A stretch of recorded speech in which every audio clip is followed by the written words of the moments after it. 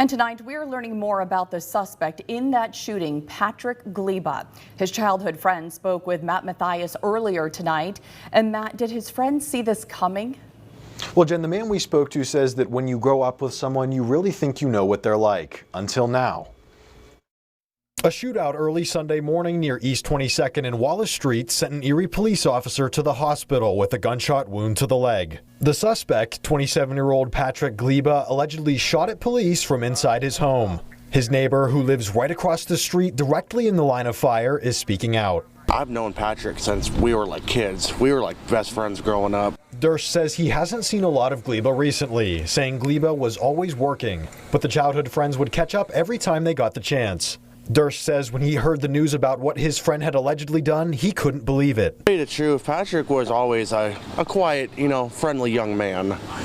And after all of this happened, I was shocked because I didn't think Patrick had it in him to do something that's outrageous, And it's sad because I've known him my whole life. And I don't know, I didn't think he was like that. The man who knows the suspect personally says he was surprised with his actions, especially considering the amount of children and elderly people who live in this neighborhood. Durst adds seeing a bullet hole right next to his building was quite the scare. A bit higher and an innocent bystander inside could have been killed. I lived in this neighborhood my whole life, and it used to be real quiet and peaceful around here when I was, little.